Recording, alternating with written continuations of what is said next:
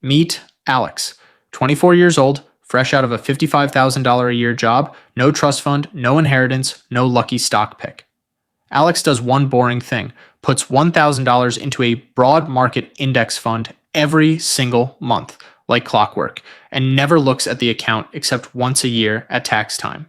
Here's the question this video is actually about. It took Alex a little over 6 years to save the first $100,000, but going from $1 million to $2 million, 10 times as much money, takes Alex about the same amount of time, maybe even less. That's not a typo, and it's not luck. It's the entire secret of why wealth building feels brutal for a decade and then suddenly, weirdly, easy. Let's watch it happen year by year with real numbers. Year 1, Alex has put in $12,000 and the account sits at $12,508. That extra $508 came from the market, and it is, frankly, an insult of a number for a full year of not touching a cent of it. Year 2, $26,188, of which the market contributed $1,681. Year 3, $41,153, with $2,964 coming from growth. This is the part every finance channel skips because it's not exciting. For the first several years, you are essentially doing all the work yourself, and the market is tipping you a few extra dollars for your trouble.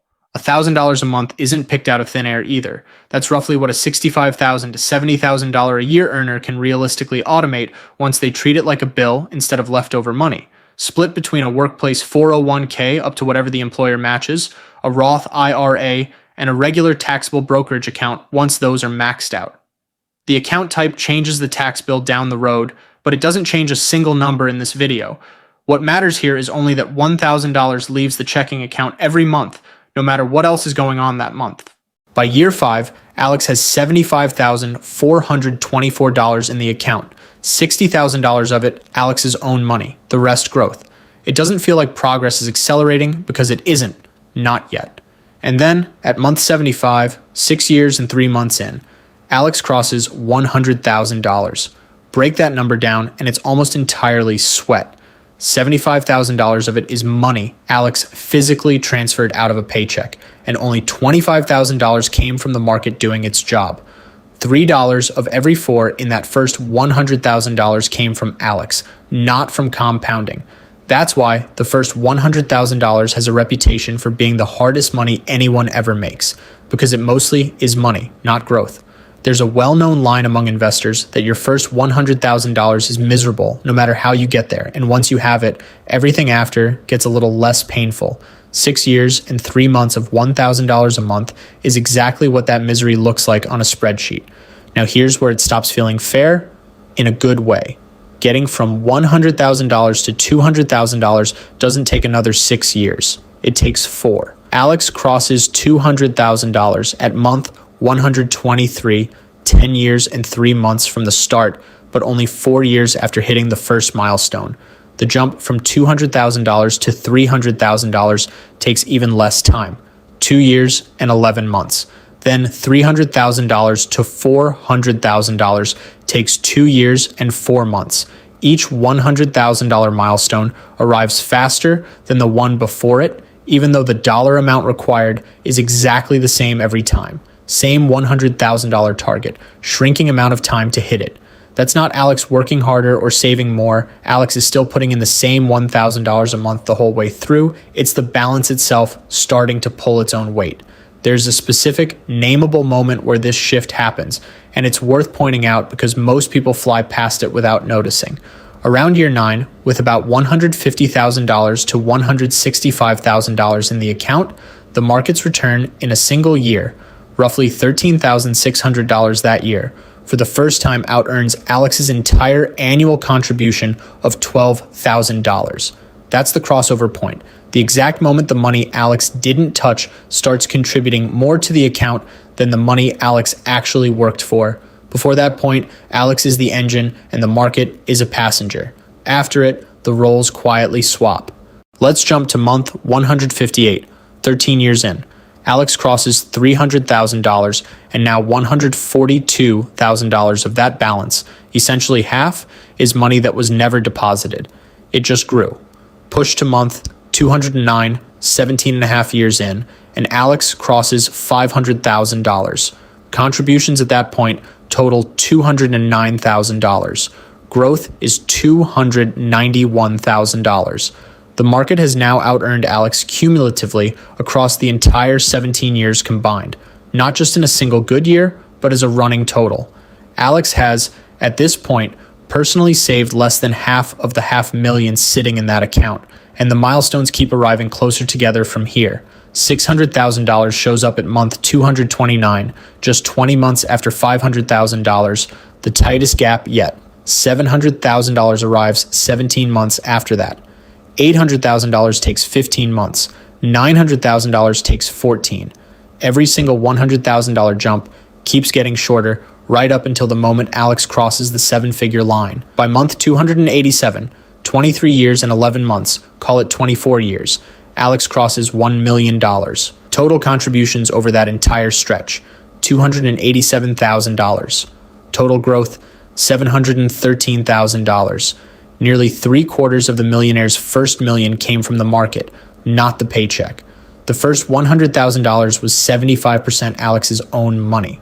The millionth dollar arrived with the ratio almost exactly flipped. And here's the number that actually answers the question in the title. Alex keeps doing the exact same thing. Same $1,000 a month, same fund, no lump sums, no lucky picks, and reaches $2 million at month 372. That's roughly 7 years after hitting the first million. 7 years to add an entire extra $1 million compared to 6 years and 3 months to scrape together the first $100,000. The second million is 10 times larger than the first 100,000, and it arrives faster. That's the whole video in one sentence. The first $100,000 is almost entirely built by hand, and every dollar after that gets built with more and more help from money that's already sitting in the account. This is also exactly why waiting is the most expensive mistake in this entire story. More expensive than picking a slightly worse fund, more expensive than sitting through a bad year in the market. Imagine a second version of Alex who does everything identically. Same $1,000 a month, same fund, same discipline, but simply starts 6 years later at 30 instead of 24. By the time both versions of Alex turn 48, the one who started at 24 has $1,013,537 sitting in the account. The one who started at 30 has $536,352.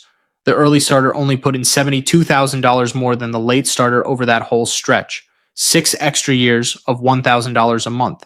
But the account is worth $477,000 more, almost $500,000 extra, almost entirely because those first 6 years had 24 years left to compound instead of 18. Here's the version of that fact that tends to break people's brains a little. Imagine the early starter invests for 18 years and then, at 42, stops contributing completely, not one more dollar ever again, and simply lets the account sit untouched for 6 more years.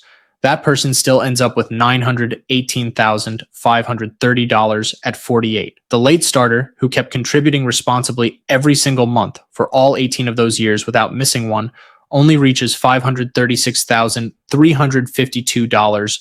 The early starter, despite quitting 6 years ahead of schedule, still ends up with almost $400,000 more. The first dollars in are worth more than the last dollars in, simply because they're the ones with the most years left to compound. That's the entire argument for starting now with whatever you can actually afford, instead of waiting until you think you can afford more. Now, before this turns into a straight line on a chart that never bends, a few honest caveats, because a script that promises a smooth 9% every single year is lying to you. That 9% is a long-run historical average for a broad US stock index, not a guarantee, and definitely not a straight line. Real markets move in lurches, some years up 25%, some years down 35%.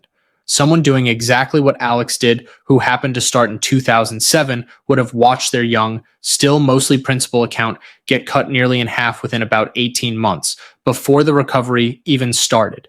It happened again, faster and sharper, in the spring of 2020, when a global pandemic erased roughly a third of the market's value in about 5 weeks, and then handed almost all of it back within 6 months before most people had even finished panicking. Nobody rings a bell at the bottom to let you know it's safe to stay in.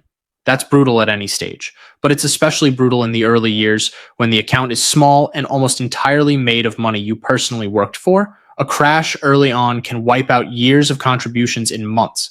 It's also brutal to sit through and not touch it, which is exactly the moment most people panic sell near the bottom and lock in the loss instead of riding it out. The math in this video assumes Alex never once pulled money out during a downturn.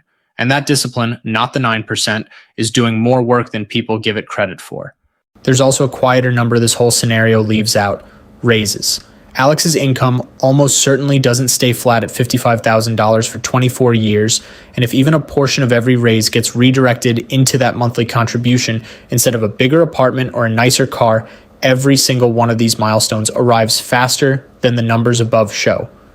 The single biggest thing standing between most people and the crossover point isn't the market.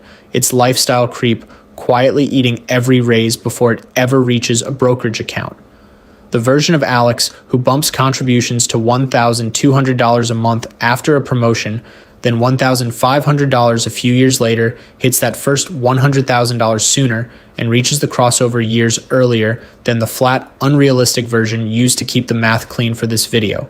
So if you're in the flat, grinding part of this curve right now, where the account barely seems to move and it feels like you're the only one doing anything, that feeling is accurate, not imagined. In the first several years, you genuinely are doing almost all of it yourself, and the market really is only tipping you a little for your trouble. That doesn't mean it's not working. It means it hasn't had enough time or enough balance to work loudly yet. The frustrating, unglamorous years of $1,000 a month deposits that barely move the number are not a sign that this doesn't work. They're the exact mechanism that eventually makes it work fast. Nobody gets to skip that part. The only real lever available in those early years is the contribution itself, because there simply isn't enough money sitting there yet for compounding to do the heavy lifting, which is also exactly why the advice to just start matters more than which fund you pick or which year you happen to start in. The practical version of all this is almost insultingly simple, which is probably why it doesn't get repeated enough. Automate a fixed amount into a broad, low-cost index fund. Increase it whenever your income goes up rather than your spending, and then do the single hardest thing in personal finance, which is nothing. Don't check it during a crash. Don't move it to cash because a headline scared you. Don't rate it for a car. None of this replaces having 3 to 6 months of expenses sitting in plain cash first. Either compounding can't help you if a surprise bill forces you to sell during a downturn just to cover rent.